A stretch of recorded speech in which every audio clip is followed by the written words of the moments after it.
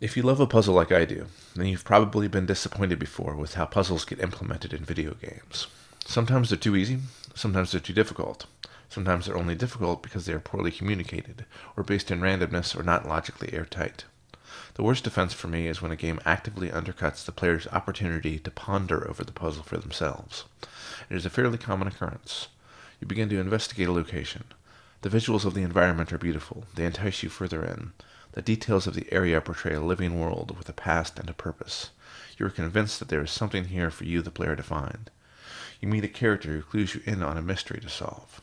You spy a strange apparatus. You know this to be the puzzle at the center of this mystery, but you do not yet know how to proceed. The wheels of your mind begin to turn over the many details. Questions sprout with ideas. You eagerly move to try and navigate this garden of the mind. And then, the game gives you a hint, through dialogue, pop-up or otherwise, that all but solves it for you. The suspense is deflated. The gears of your mind grind to a halt, and whatever enjoyment you could have gotten out of solving the puzzle is lost. Why does this happen? Well, fundamentally it happens because of player diversity. In a game designer's attempts to accommodate one type of player, they might screw up the experience for someone else. No two people are quite the same. Different players have different skill sets and different interests. Some people don't even like puzzles very much, if at all. To gear a game towards those players who like puzzles might very well turn away the other players who don't. Such a methodology would work just fine for purely a puzzle game. However, if the game in question is about a lot more than solving puzzles, then a well-rounded approach might make more sense. There's also those players who do enjoy a puzzle, but don't have the aptitude or time to overcome a particularly difficult one. So how do you accommodate everyone? It's a question that doesn't always have a good answer, nor an easy one. Sometimes the game designers just throw up their hands and give out hints like candy at Halloween. There's hints in the dialogue, in pop-up text boxes, in the visual design of the puzzles, in the incessant input of companion characters. Upon each new puzzle they rain down their help anew. And yet, most of these techniques are actually good design when used in the proper proportion. Such assistance can help to keep players right in the sweet spot between frustration and boredom. One sense of curiosity dwells in that in-between space, and it is that curiosity which best serves to enthrall a player and motivate them through their playthrough. The issues only arise when the design gets sloppy and or the solutions are blunt. If all players of a game are similar, then your solutions can be simple. The more diverse the makeup of players are, the more nuanced the solutions need to be, if to accommodate them. Now back to the titular example, and it's something far more specific. A game that solves its own puzzle for you does have a puzzle to solve. I don't see these puzzles getting made in the first place if puzzles were never going to be a focus of gameplay. So perhaps hints get added to these puzzles during playtesting. The puzzle can be found to be too confusing for too many people, or maybe it's just too hard, or maybe parts of the puzzle were getting overlooked by the player.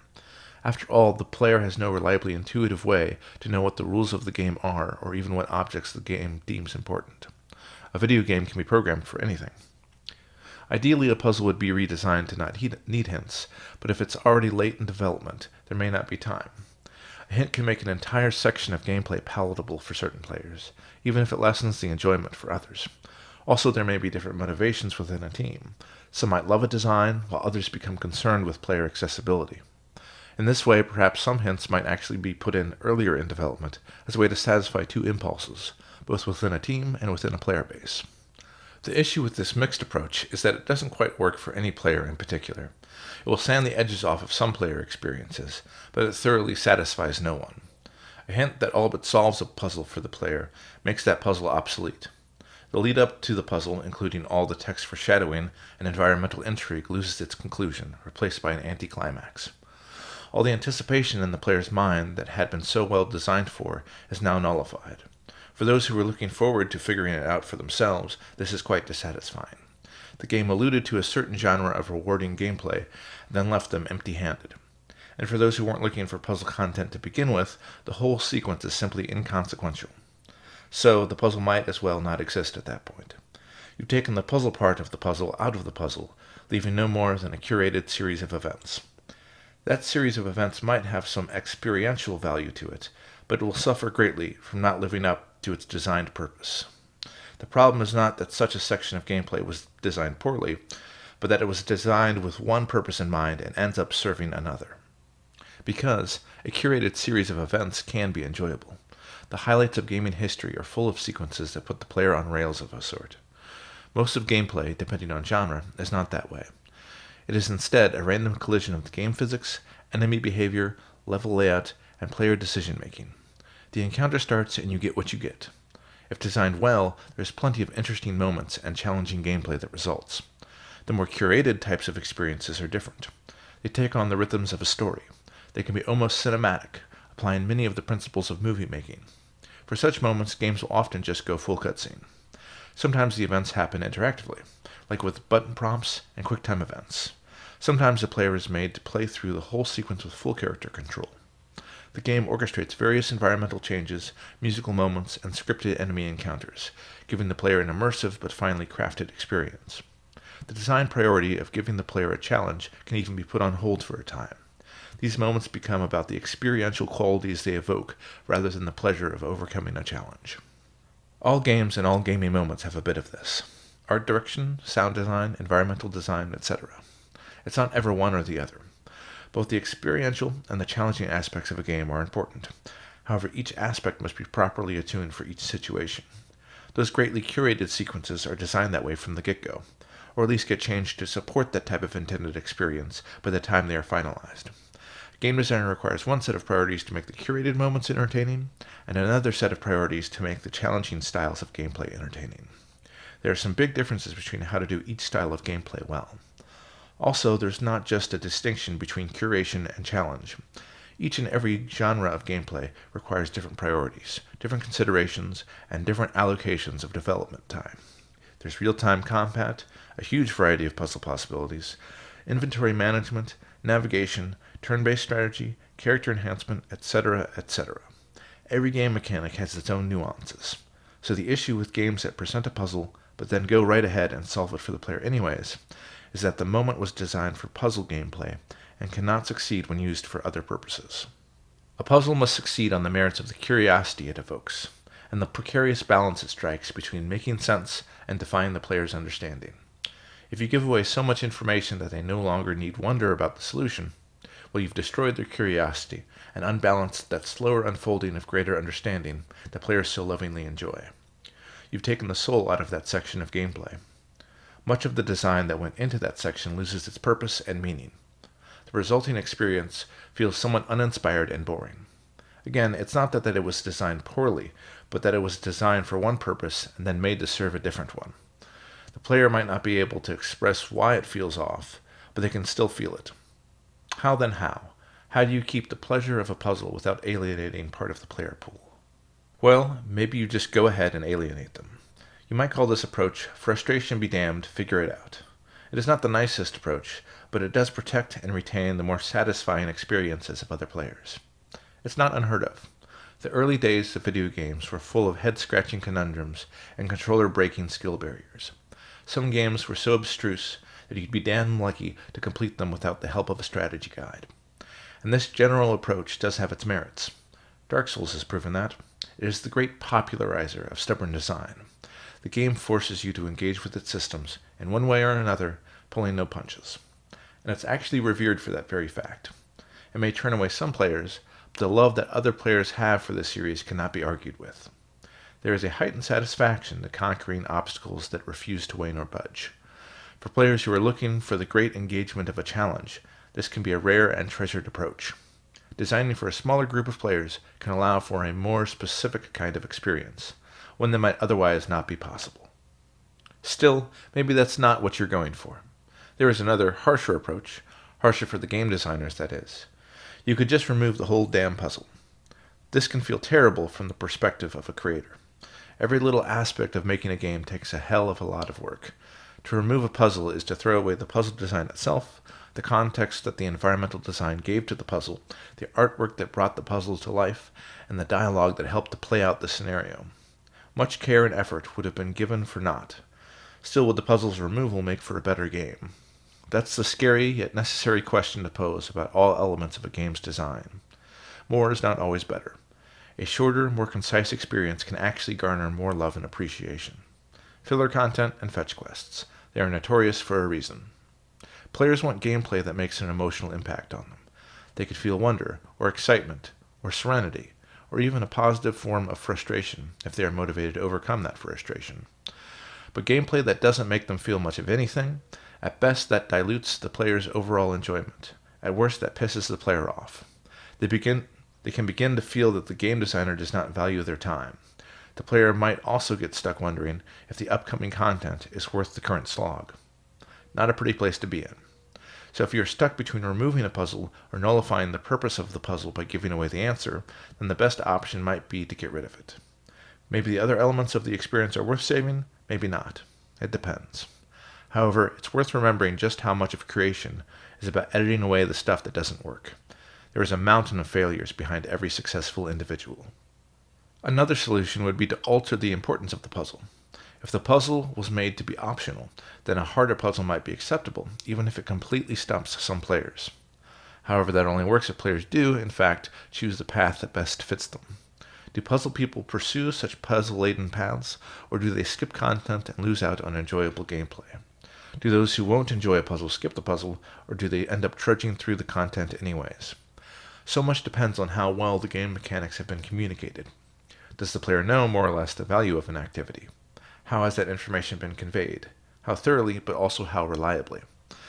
If the optional nature of a puzzle has been communicated somewhat subtly, then maybe it's only the puzzle people who've picked up on it. They tend to be the more cerebral, after all. You might only be telling the people who actually want to solve the puzzle that they don't need to solve the puzzle. Those are the people who don't even need to know. Then again, such information about how the game works need not be explicit. There's lots of ways to convey information effectively without speaking directly to the player. Can I get a cliché reference to the Great Plateau from Breath of the Wild, please? Thank you very much. Yet we can see another hitch here. When you convey information about a puzzle's conclusion and or its reward, then that lessens the overall mystery. There might be a lot of mystery still to the specifics of the puzzle, yet the mystery of its narrative conclusion and material reward can be lost. And those greater unknowns can be what provokes so much of a player's curiosity, motivation, and enjoyment. Without them, the gameplay becomes more about the challenge of the puzzle than any wider sense of curiosity. Still, this could work well. To know what you're working towards can be quite motivating. Add some epic visual design with some impactful dialogue, and you can have something that can be very satisfying. Also, when you know what's coming next, you don't have those nagging doubts about how you're spending your time, especially when it comes to tangible in-game rewards like money, weapons, items, or experience points. Insert here any example of, "Aw shit, not another one of these." Some games wriggle around this issue by making disappointing rewards exchangeable for something more desirable, gold, other items or weapons, upgrades, etc. But when the player knows what reward they're targeting, then that can empower the player with a greater sense of purpose. Perhaps you instead wish to maximize the mystery of both the puzzle and the world building that it is embedded within. You can achieve this in part by emphasizing main content and de-emphasizing side content by contrast. This greater clarity about what is necessary and what is not allows designers more leeway to make the side content more mysterious and less hand-holdy. The player will feel more free to abandon something they aren't inherently interested in if it's clearly portrayed as an extra. A fairly direct way to do this is via menus. Main content can have its own prominent section with plenty of useful details for each quest entry. Simply titling this section as main quests is enough to steer many people in the right direction. Optional content can have a differently stylized section made to look less grand and or provide less detail. The optional content can be as sparsely described as just a question mark and a location. The less guidance provided, the less enticing it might be for those who want a more straightforward experience, one with less of the confusion that harder puzzles can instill. Maybe side content isn't even listed in the menu, or maybe it's not listed until completion, or maybe you just have to stumble upon it first for it to show up. As an aside here, warp points at the beginning of puzzles is a huge help. It allows people to feel free to abandon a puzzle and come back to it later. Yes, this makes it easier to accept defeat too early, but it also helps one to not bang their head against a wall that they shouldn't to begin with. There are better ways to coax players into tackling optional content than to force them into an inconvenience. As a bonus idea, maybe the player gets a reward for even finding the location. This may help the player to feel they've done something already, and need not push themselves through some content that they don't want to do. If this particular reward can have some meaningful impact on the world, the story, or the game mechanics, then all the better. Distinct changes is what really rewards a player, not just number go up.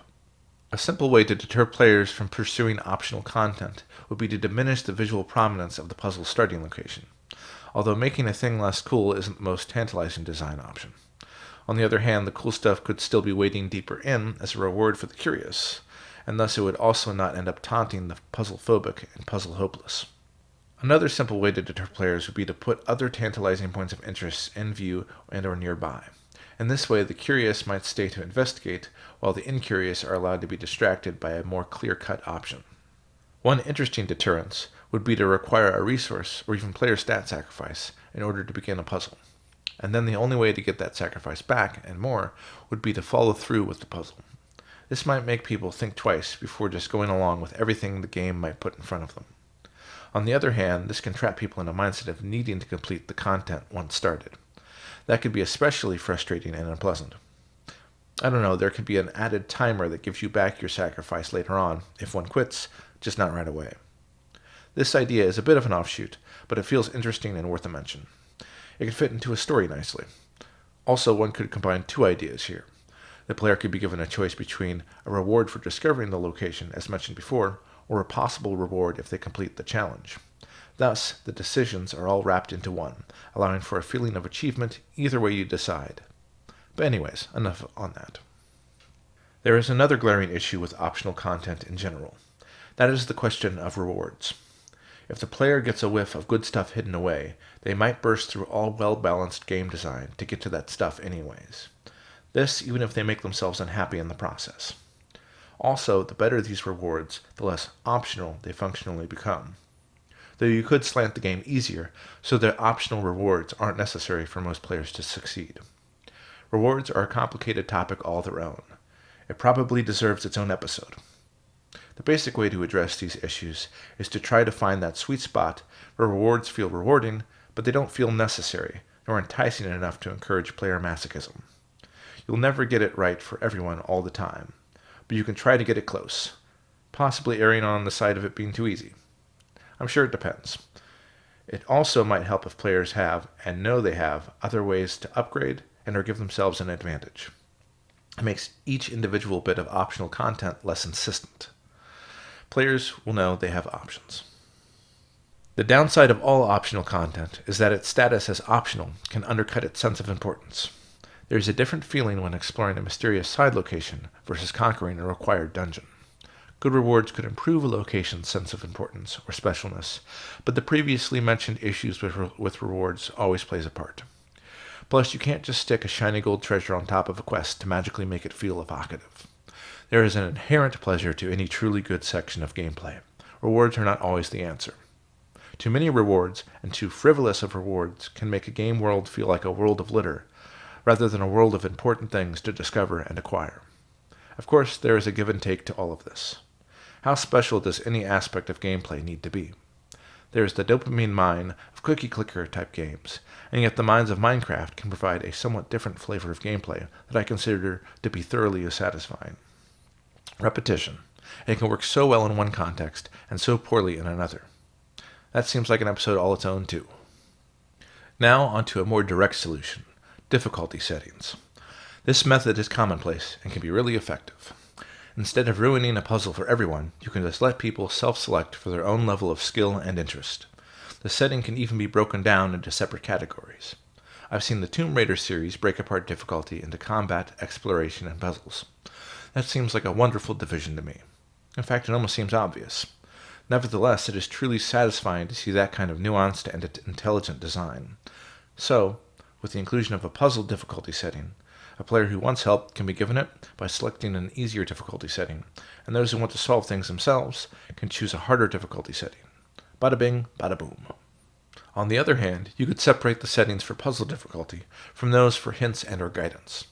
For at every difficulty level, you might find both players who do and do not want assistance. Also, assistance could be given out more gradually.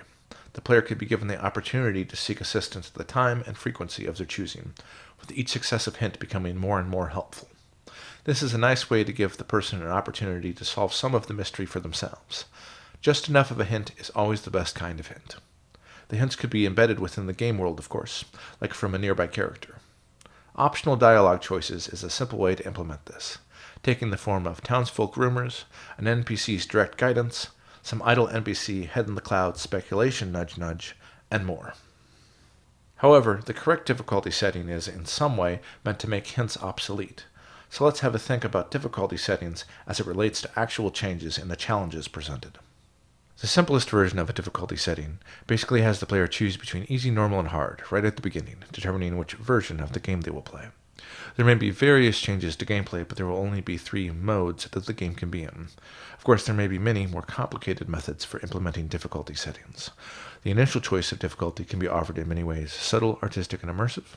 The difficulty could be dynamic, changing throughout a playthrough in accordance to player personality traits and/or player performance. Difficulty could be automatically selected, but with a manual override. Difficulty could be broken down into a whole multitude of categories, based on very specific types of skills and intelligence. It is a fascinating topic, but the complexities can add a lot of work for developers, possibly too much given limited resources.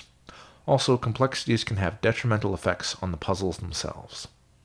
For each tier of difficulty, a different version of every puzzle must be designed. That's many times more work. You can't just change a number in the computer code. Every puzzle could have alternatives that are completely different from each other, but that may be even more work depending on the specifics at hand. Also, the amount of puzzle variants would make it much, much harder for the puzzles to be well embedded into both story and world building, let alone the physical environment. Think of all the puzzles that have to fit within a specific room, or those that are built into the landscape. Think of all the puzzles that have story implications, emphasize themes, or have some effect on future events. It's not often easy to just swap one puzzle out for another. If one does decide to keep the related puzzle variations similar to each other across the different difficulties, then that invites some other limitations. There happens a constriction of what puzzle possibilities there are available to designers. Some puzzle prototypes simply don't work if you need to stretch them into multiple versions. And then there are many, many more ideas that aren't impossible to create variations from, but are still quite impractical to do so. Also, this need for different versions of the same basic puzzle might affect the overall quality of the puzzle and its different versions. It is much easier to fine-tune one thing than to fine-tune multiple interconnected things. And that is a puzzle all its own. It's spinning plates. It's whack-a-mole. So, although difficulty settings can be effective, there are also reasons not to use them. It can require a lot of extra effort to design them. Plus, the more variables, the more potential outcomes and problems of game design that may arise. There is also the question of whether players even pick the correct setting for their best enjoyment. They may feel intimidated, judged, or confused by the choices on offer. What are they expected to pick? How can they know what setting is best before playing the game for themselves? And there is also a meaningful aesthetic reason not to use difficulty settings. By not including difficulty settings, every player interacts with the exact same game, even when traveling through a landscape of different potential experiences. There is some special pleasure to derive from that kind of relationship with a game and its world. The wires are all hidden away. The aesthetic of the player experience is that of interacting with a tangible thing, rather than an ever-tweakable, prearranged experience. This seems to legitimize the game within our brain's imagination, whether we love the game or hate the game. The final and most favorite approach I have to present is a dynamic one. This approach works by allowing the player to solve the puzzle per usual, but then also offering alternatives for those who dislike or struggle to complete said puzzle. This could be as simple as talking to an NPC for some guidance, and it could be as divergent as fighting through a swarm of enemies to circumvent the puzzle completely.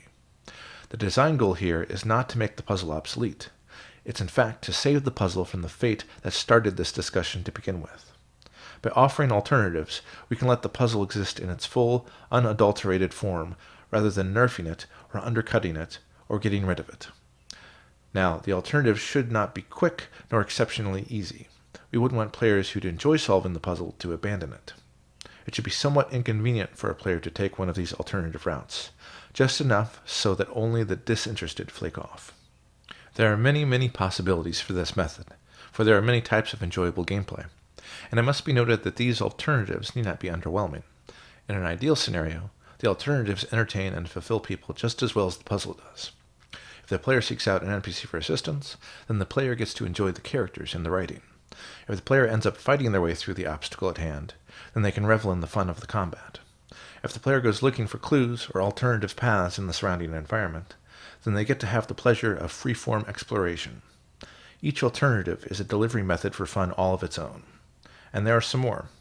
Side missions could aid in solving the puzzle via new understanding, bonus abilities, or changes made to the arrangement of the puzzle. One could spend resources to affect the puzzle or surrounding area. There can also be platforming challenges nearby that lead to clues for the puzzle or to a secret path that sneaks oneself right past the puzzle. There are just so many ways that different styles of gameplay could interweave. I will say, if this method is implemented poorly, then it could make the alternative solutions feel like a cheap trick. Using them could feel like taking the baby route, the easy way. It could feel like giving up or cheating. But if done well, it need not feel like that at all. Instead, it may simply feel like the game world is an active, diverse, and dynamic place with many hidden possibilities. The player may simply feel that their preferences of play are being respected and accounted for, not to mention their skill level. The central theme here is dynamics. The assortment of gameplay alternatives need not be the same for each and every puzzle. The amount of gameplay alternatives need not be the same for each and every puzzle. This opportunity given to the designers is that of vast creativity, an opportunity for which the players will reap the benefit. For each situation, there may be a different configuration that makes for a good player experience. One should embrace this specificity. The story and world building can interweave in interesting and resonant ways. The environment can dictate what options are available where and when. Yes, it would be much easier to be non-specific, to copy-paste design elements. But what is art for if not to be something specific, unique, special, worth playing? I should note, there is the added design challenge of good communication from game to player, as always. For all of this would be wasted if the player was ignorant of the alternatives on offer. Also, there is the possibility of a confusion of choice, which might make the player feel uncertain and decide to bitterly struggle on with the puzzle or quit altogether. Communication is key. Good communication is a topic all its own, so I'll just say that clean, simple, and evocative information seems most effective to me. At a game-wide scale, these gameplay alternatives are most common. Many, if not most, games have a variety of different game mechanics all working together, giving player choice all throughout a playthrough. But oftentimes it is not done on the ground level, within the span of a single mission or challenge. In this way, a game may be forced to ruin its own puzzles. The dynamic, multifaceted approach I speak of might be a lot of work, yet its results can be so effective, enjoyable, and evocative. This goes right to the nature of gameplay. A game is not broken up into separate experiences. A person's playthrough flows through many moments and genres of play continuously. Players veer all over the place. Good game design to me coheres the moment-to-moment player experience into something that feels like an interconnected whole. Good game design to me anticipates and accommodates what different players want at any given moment. Issues will always come up, as issues do, but just a bit of well-balanced alternatives can go a long way. Otherwise, you tend to ruin those divisive moments for everybody by settling for serving nobody in particular. And after all, if a game has multiple styles of gameplay to begin with, why not utilize those different styles whenever and wherever they are most needed? Why not embrace flexibility? Any multi-genre game is a hybrid from birth. So I say, go ahead and find out just how hybridized of a game it can be. If you have enjoyed any of my content and wish to reciprocate, you can do so via my Patreon. It is the home for everything I write. A link can be found in the About section of my channel. Thank you.